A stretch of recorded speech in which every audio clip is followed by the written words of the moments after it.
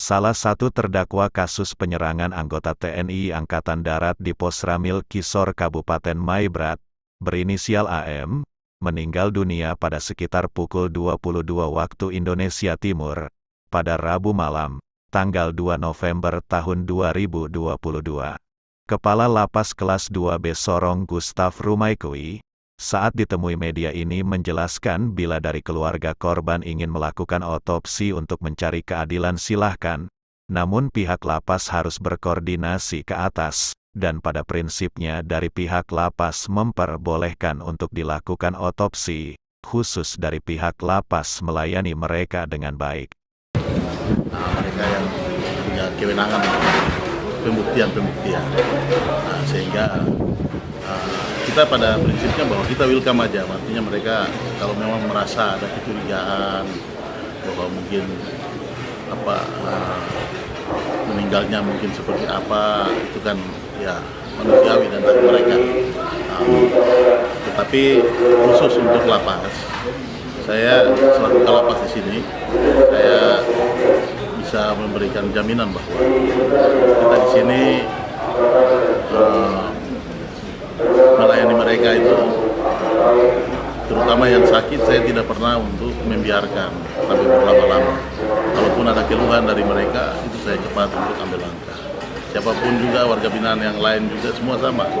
Begitu ada laporan, ada yang sakit, dari perawatan melaporkan atau dari komandan jaga, saya selalu perintahkan ambil tindakan segera. Karena jangan sampai dia sakit, misalnya harus opnam, kita juga kewalahan untuk pengamanan di sana, harus mondar mandir. Jadi kalau yang saudara yang meninggal ini, dia jam 22, saya dapat laporan jam 22, ada salah satu tahanan yang dia sakit, mendadak sakit, terus dilarikan ke rumah sakit. Mereka laporkan, ya, tindakan diperintahkan ambil tindakan segera. Sampai di sana, dalam penanganan itu, tapi semakin lemah dan kemudian dia meninggal. Jadi begini, yang bersangkutan ini kan baru dikirim dari Sorong Selatan. Dia masih statusnya waktu itu dari tahanan jaksa, kemudian mungkin sudah dilimpahkan ke tahanan pengadilan. Dan dia kemudian ketika di sini, waktu masuk dia tidak ada keluhan untuk kita terkait dengan gejala sakit dan lain sebagainya. Sehingga di sini dia kemarin juga masih pokoknya ceria lah, biasa, bahkan ikut main voli juga dengan teman-teman. Bahkan kemarin waktu pulang sidang, dia pulangnya sini sekitar jam 5 sore. Jadi di sini kemudian jam 5:30 itu penguncian kamar-kamar. Jadi setelah pulang dia langsung di sini sebentar ambil persiapan makan dan lain sebagainya, bersih-bersih diri untuk kemudian mereka ke kamar masing-masing. Dan dia di dalam kamar Mareo 3, di situ mereka dihuni oleh 15 orang. Dan mulai dari jam 5:30 penguncian itu tidak ada masalah, dia masih aktivitas seperti biasa, ngobrol dengan teman-teman, sama-sama main kartu dengan mereka, sama-sama di dalam. Sampai jam 22 itu menurut informasi dari mereka yang satu kamar, dia lagi ngobrol dengan mereka yang duduk sama-sama di situ, tiba-tiba dia langsung tunduk terpelungkup di atas kasur, terus kemudian sampai kencing. Mereka lihat itu, karena tidak biasanya mereka langsung panggil petugas. Pesan sampai laporkan ke petugas, langsung petugas juga secepatnya ambil langkah dan bawa dia langsung ke rumah sakit. Mereka kejadian jam 22, itu sekitar jam 22:10 itu mereka sudah meluncur ke rumah sakit. Karena persiapan kendaraan dan lain, langsung mereka menuju rumah sakit. Tapi sana juga sempat ada penanganan, tetapi dari data di sana makin lama jantung itu makin lemah sampai meninggal.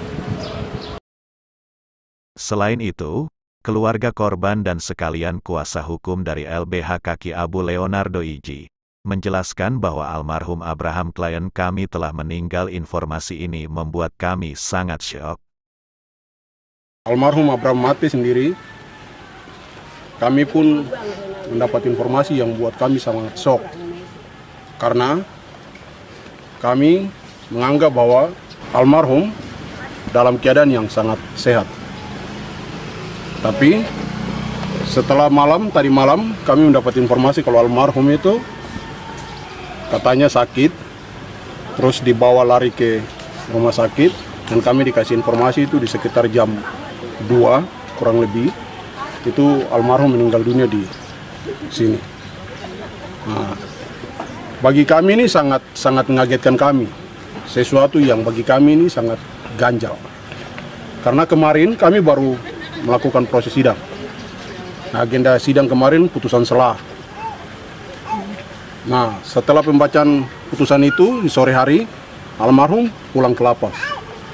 Setelah itu kami dikasih info bahwa almarhum sudah meninggal. Ini yang buat kami janggal sampai hari ini, karena penyebab kematian tidak jelas. Meninggal karena apa atau disebabkan oleh apa itu tidak jelas bagi kami hingga saat ini. Oleh sebab itu saya sendiri selaku kuasa hukum minta supaya hal ini harus transparan, harus dibuka. Nah, beberapa hal yang buat kami sedikit agak kesal dari keluarga itu terhadap pihak lapas, kejaksaan maupun pengadilan, karena dari malam mulai sampai dengan sore yang tadi kami harus mengancam, kami harus marah, harus ribut, baru mereka datang kemari untuk dengar apa yang ingin kami sampaikan. Kami menganggap bahwa ini tindakan-tindakan yang dilakukan oleh mereka yang sangat tidak menghargai manusia, sudah tidak manusiawi. Ini sudah sangat melanggar etika hak asasi manusia. Ini tidak boleh dibiarkan. Karena terdakwa ini belum diputus bersalah, dia masih sedang menjalani proses hukum.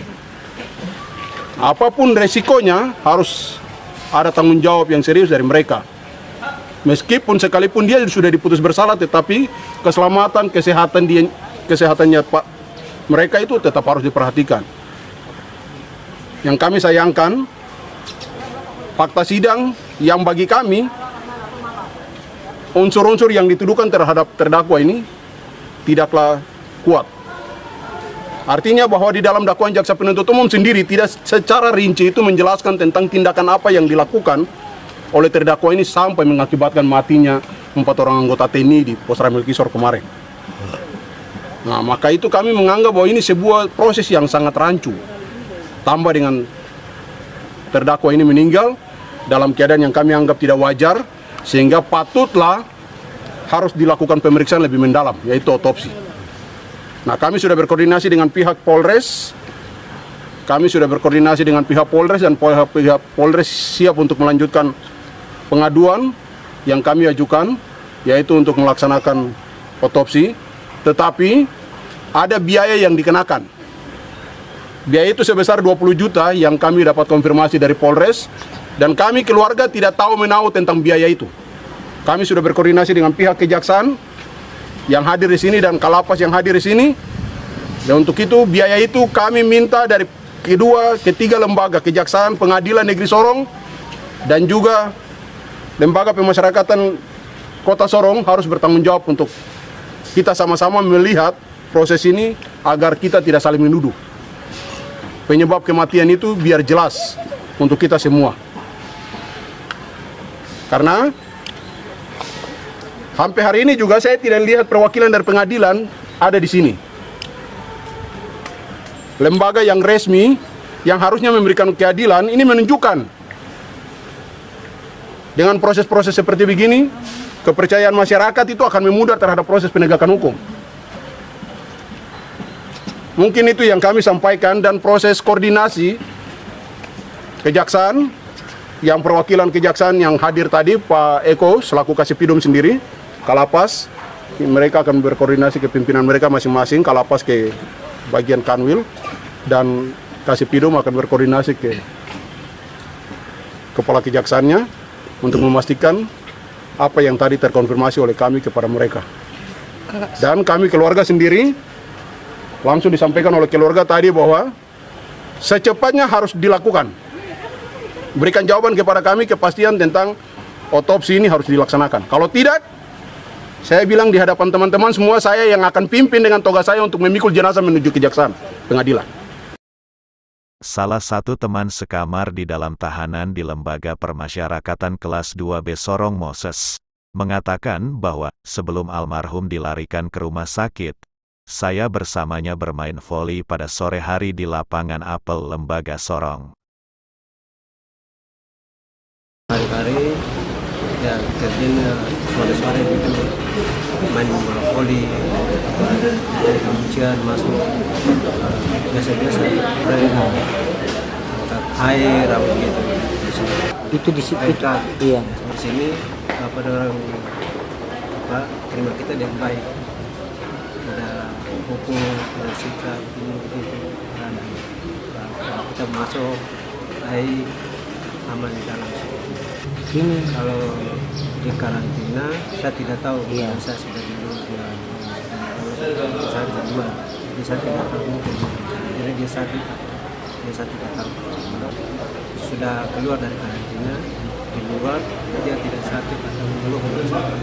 Dari kota Sorong, Papua Barat, Taufan Yusuf mengabarkan.